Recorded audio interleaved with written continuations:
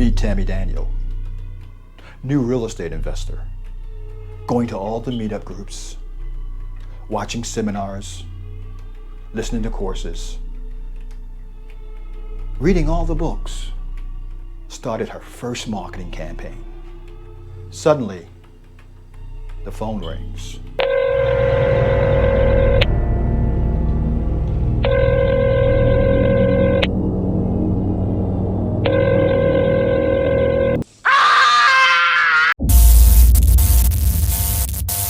Hey, this is Charles Blair, the Mad Scientist, and I want to personally thank each and every one of you guys for tuning in for another edition of Mad Marketing Minute. Now, you have to admit, my wife deserved an Oscar for that performance in the opener. Now, this video that I'm going to go over is something that I know a lot of different mentors and stuff has covered on YouTube. But no one is going to cover it like the Mad Scientist, because I'm not only going to give you the top questions you should be asking your sellers to determine the motivation, I'm also going to give you what's going through my mind. What is the mindset behind each and every question? In hopes that you'll be able to look at those questions in a different kind of way and see how those questions that you're going to ask the sellers is really going to formulate the offer you're going to make on your deals. Now, don't forget, I need you to leave your comments below. I want you to share this video and always subscribe to my channel so that you can be updated when we bring out new videos. And don't forget to hit that notification bell. Let's begin. Now, keep this in mind. It's not about buying the property. It's about building rapport. If you keep that as your mindset when you're talking to a seller, you'll have a conversation where the seller is willing to work with you. Because remember, people like to do business with people who they like, know, and trust. So the key here is building rapport. Let's break it down. Number one, property details. What I'm going after with the property details is establishing that I'm talking to the owner of the property. Now, what I'm getting the actual address of the property. I'm getting the actual information of the telephone number, email address, because I want all the actual information that I could get from that seller that will allow me to follow up. I also want to confirm that I am talking to the owner. So I want to make sure I'm dealing with, is this a single family house or is this a condo? Is this a townhouse or is this a triplex? I want to get all that information when I go into the property details. Question number two. What can you tell me about the property? Now, my mindset behind that question is, of course, I'm trying to get the seller to start discussing things that are going on with the property, but more importantly, what could be going on with them? What can you tell me about the property, Mr. Jackson? Well, it's a 3-bedroom, it's a 4-bedroom, it's 2 bath, it's 1.5 bath. I moved in this property 5 years ago. My wife and I are getting divorced and now we got to sell. So these are the type of answers you're going to get when you ask that question. What can you tell me about the property?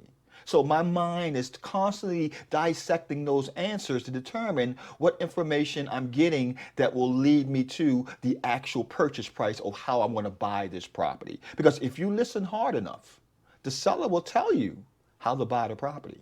You just got to listen for that right answer. Number three, sounds like you have a nice property. If you don't mind me asking, Mr. Seller, why are you selling?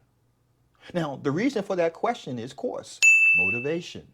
I'm going into, is there a deep meaning or is there a deep issue that I can get the seller to reveal to tell me the real reason that they're selling? Or is there really, I just want to sell right now? I don't know, I got your letter. Well, maybe because it's a situation where, well, you know, my family is about to move into another city and I need to sell this property in order to make this happen. So I want to find out exactly why that seller is selling the property. Is there motivation enough to make me want to do a deal with this property? Because the numbers is going to tell you that anyway. Now, number four. How much do your property like yours sell for in the area, Mr. Seller? Well, that's an obvious reason. I want to know if the seller knows the actual value of the neighborhood, value of their property. The more educated the seller is, the more I can reason with that seller in regards to what they're going through in the property. Now, the other aspect of this is that's a number that I could use against the seller if the seller is wrong. Well, the seller may say something like, well, properties in the area are selling for 130,000. As a matter of fact, Charles, the house across the street sold for 132,000. Well, now I can use that information. I can look online. I can look through my database and see, did that property across the street really sell for 132 or did it sell for 115? So now I just informed the seller that their information was wrong and perhaps we need to really look in terms of what this price should be for the property. Number 5, does your property need any repairs? This is obvious. I'm trying to get an estimate of exactly what the repair cost is going to be. I'm breaking down all the numbers and now I'm going to ask leading questions that could give me answers that would help me determine the estimate of repairs. For example, when was the last time you updated your kitchen? When's the last time you updated the bathroom? Is that a new furnace or old furnace? What about your roof? How many years have your roof been there? Well, is that the same electric box you had in your house, or have you done any work with electrical and so on? So I'm trying to break down or get an estimate of what the repair cost is going to be by asking questions about, does the property need repairs? Now, next question is, how long have you owned the property? Now, this goes into ownership. I want to find out if it's ownership of the property, 5 years, 10 years, 15 years, 20 years. Depending on how long this owner owned that property, there could be a lot of equity based on that fact. Next question, is the mortgage current? Goes back to motivation. If the mortgage isn't current, there may be a situation where a foreclosure is coming up and the seller may be more motivated to sell. However, most of the time they may say the mortgage is current. That doesn't mean that there isn't motivation here. It just means that you have to qualify the property more with the following questions and the previous questions that you've already answered. Next question. If it isn't current, how many months behind is your property, Mr. Seller? Well, the property is about 5 months behind, 6 months behind, 7 months behind, 10 months behind. I even had deals where the property was 12 months or longer behind when it came to the mortgage not being current. So that gives me a lot of information knowing this, because the longer the property has not been paid mortgage-wise, of course, there could be an opportunity for foreclosure, which means it's in a pre-foreclosure state, and the property could be an opportunity where the seller is motivated to sell because a foreclosure is imminent. It could also mean this may be a great deal for short sale. I'm looking at all these different answers and thinking, okay, what's going to be the best way to exit out of this deal? Remember earlier when I said, if you listen hard enough, the seller will tell you how to buy their property. And that's what I'm going through in the mindset of these questions. Next question. How much do you owe on your mortgage? Now, this question can be a challenge for new investors because they look at this question as, oh man, this is really getting deep into the personal information of the seller.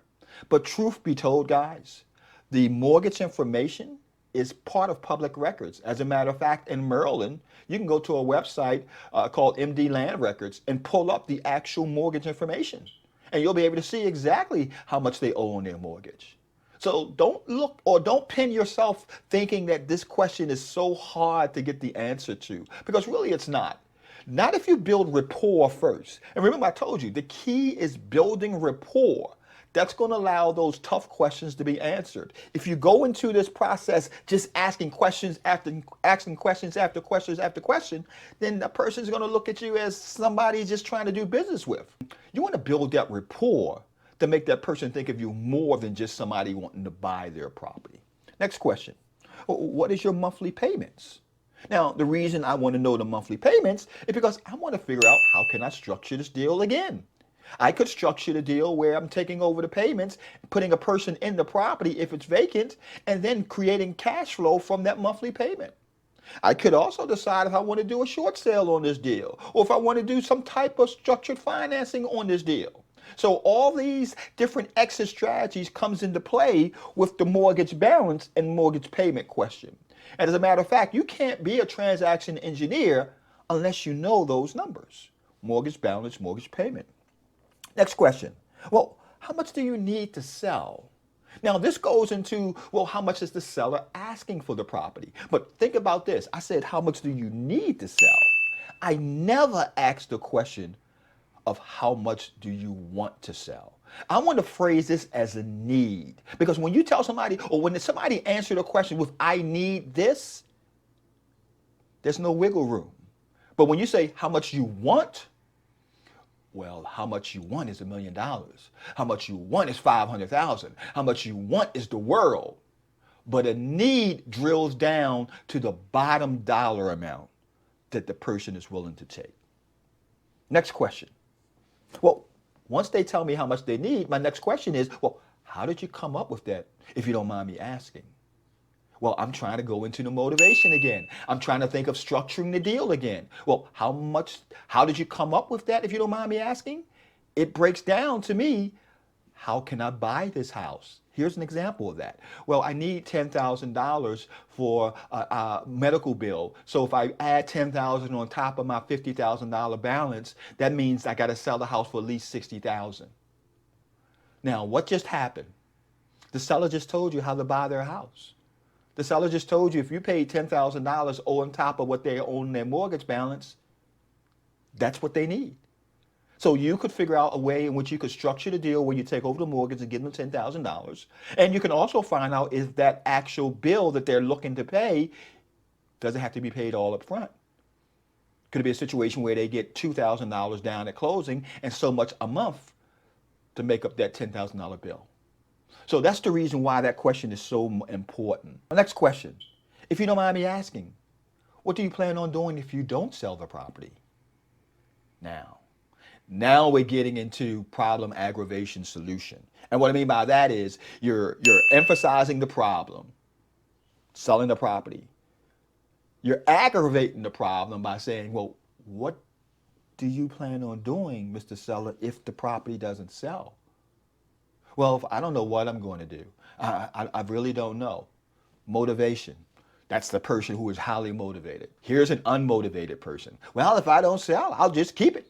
I don't have it worried. I don't need to sell it right away. Don't matter to me one way or the other. Now you know this person is not motivated at all. This person could care one way or the other if they sell it. Now remember, the key to this whole process is you're not there to buy the house. You're not talking to the seller to buy the house. You're talking to the seller to build rapport. You shouldn't take no less than 10 to 15 minutes or more on every phone call where the seller is saying they want to sell their property. That, my friend, is building rapport. If you do that, you will close more deals. Hey, thank you guys for tuning in. And I got a special bonus for all of you who will leave a comment below. I'm going to give you my Mad Close Kit. This is the actual in-home close kit that my team used when we go to properties and we get deals under contract. It includes all the following documents here, and I'm going to give it to you absolutely free just by subscribing to my channel and leaving a comment below to this video. So go ahead and do that. This is Charles Blair, the Mad Scientist, signing out, and I'll see you guys in the next Mad Marketing Minute video. Bye-bye.